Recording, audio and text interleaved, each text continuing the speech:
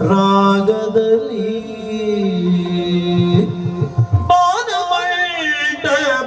ಬಾನಮಂಟಪದಲ್ಲಿ ತೇಲುವ ಮೇಘರಾಜಿಗಳು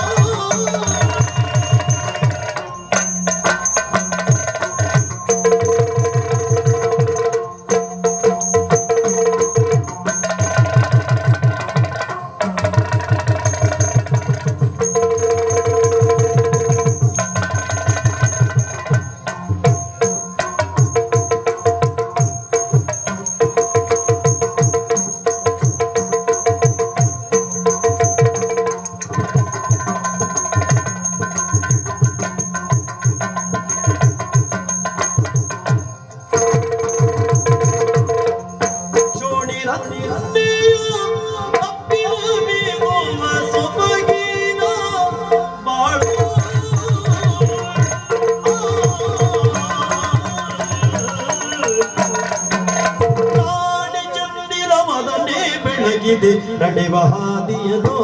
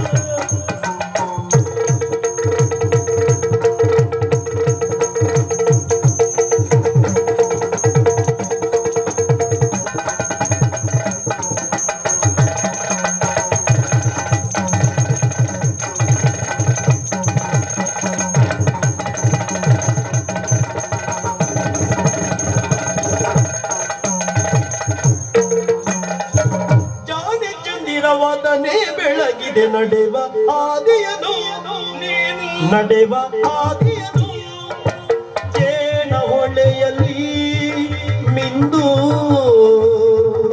ಜೇನ ಹೊಳೆಯಲ್ಲಿ ಮಿಂದು ಜೇನ ಹೊಳೆಯಲ್ಲಿ ಮಿಂದು ಮೈಮನ ಪುಳಗವಾಗಿತ್ತು ಪುಳಗವಾಗಿತ್ತು ಆನ ಮಂಟಪದಲ್ಲಿ ತೇಲುವ ಮೇಘರಾಜಿಗಳು ಈ ಕ್ಷೋಣಿ ರಮ್ಯ ವಿರಮಿಸುವ ಸೊಬಗಿ ಮಾಡು ಮೇಘರಾಜಿಗಳು ಸೊಬಗಿನ ಈ ಬಾಳು ಆಹಾ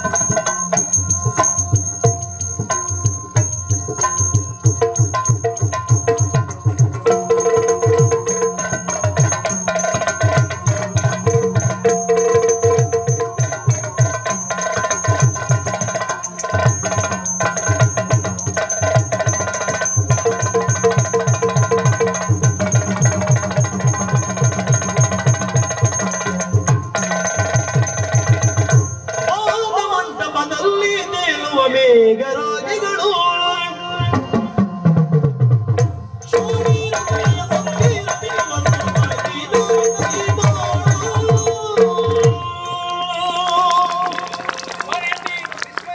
ಏಕಾಏಕಿಯಾಗಿ ನಿನ್ನನ್ನು ತಡೆಬೀಳಿಸಿದೆ. ಆಶ್ಚರ್ಯ ನನಗಾದದ್ದು ಅದೇ. ಯಾವತ್ತಿನ ಕರೆಯಲ್ಲ, ಯಾವತ್ತಿನ ನೋಟ ಅಲ್ಲ, ಯಾವತ್ತಿನ ದೃಷ್ಟಿಯೂ ಅಲ್ಲ, ಯಾವತ್ತಿನ ಭಾವವೂ ಅಲ್ಲ. ಏನೇ ವಿಶೇಷ? ಮನದ ಭಾವನೆಗಳು ಹೇಗೆ ಅಂತ ಅರ್ಥ ಆಗ್ತಾ ಇತ್ತು. ಸತ್ಯ ಹೇಳ, ಏನು? ಈ ಅರಮನೆಗೆ ಬರಬೇಕು ಅಂತಾದ್ರೆ ಅವಕಾಶವನ್ನು ಕಲ್ಪಿಸಿಕೊಟ್ಟವಳು ನೀನು. ಅಂದು ಮುಖಕ್ಕೆ ಮಸಿ ಬೆಳೆಯುವ ಕಾಲ ನಿನ್ನ ಅಂಗರಕ್ಷಕನಾದೆ. ಆನಂತರ ಕರಡಿ ಪ್ರಕರಣದಲ್ಲಿ ನಿನ್ನನ್ನು ರಕ್ಷಿಸಿದಿರುವ ಪರಿಣಾಮ ದಂಡನಾಯಕನಾದೆ. ಜೀವನ ಹೇಗೆ ಎಂತ ಇರುವುದು ಯಾರಿಗೂ ತಿಳಿದೇ ಇರುವಂತಹ ವಿಚಾರ. ಆದರೆ ನನ್ನ ಬದುಕಿನ ದಾರಿಗೆ ನೀನು ಸೇತುವೆ ಆಗಿ ನಿಂತೆ. ನಿನ್ನನ್ನು ಕಂಡಾಗ ಜೇನಿನ ಹೊಳೆ, ಹಾಲಿನ ತೆರೆ ನನ್ನ ಅಂತರಾಳದಲ್ಲಿ ಉದ್ಭವಿಸಿದ್ದು ಸುಳ್ಳಲ್ಲ. ಯಾವುದೋ ಅವ್ಯಕ್ತವಾದಂತಹ ಭಾವನಾ ಲೋಕದಲ್ಲಿ ನಾನು ವಿಹರಿಸುವುದಕ್ಕೆ ಪ್ರಾರಂಭಿಸಿದೆ. ಅದು ಯಾರು ಎತ್ತ ಎನ್ನುವ ಹಾಗೆ ಕತ್ತೆತ್ತಿ ಕಣ್ಣಲ್ಲಿಸಿ ಕಂಡಾಗ ಅದು ನಿಯತಿ ಎನ್ನುವುದು ಅರ್ಥ ಆಯಿತು. ಸರಿ, ನನ್ನ ಬಾಳನಾಯಕಿಯಾಗಿ ಅಲ್ಲ, ನಿನ್ನ ತಂದೆ ವಹಿಸಿಕೊಟ್ಟಂತಹ ಕಾರ್ಯ ಏನು? ನಿನ್ನ ಅಂಗರಕ್ಷಕನಾಗಬೇಕು.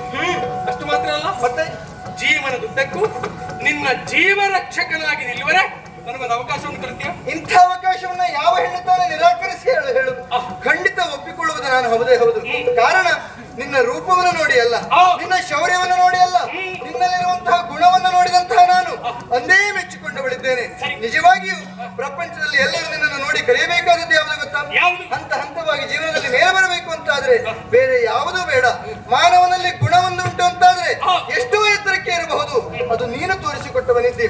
ನಾನು ಯೋಚನೆ ಮಾಡುತ್ತಾ ಇರುವುದು ಕೇವಲ ನನ್ನ ಗೆಳೆಯನಾಗಿ ಅಲ್ಲ, ನನ್ನ ಗಂಡನಾಗಿ ಅಲ್ಲ, ನಾಡಿಗಾಗಿ ನಿನ್ನ ಪ್ರಾಣವನ್ನು ಬೇಕಾದ್ರೂ ಕೊಡುವಂತಹ ಸ್ಥಿತಿಯಲ್ಲಿ ದೇಶಕ್ಕೋಸ್ಕರವಾಗಿ ಬದುಕ್ತಾ ಇರುವವ ನೀನು. ನೀನು ನಡೆಯುವಂತಹ ಹೆಜ್ಜೆಯು, ನೀನು ನಡೆಯುವಂತಹ ಎಲ್ಲ ಕಾರ್ಯಗಳು ದೇಶಕ್ಕಾಗಿ ಇರುವಂತಹದ್ದು.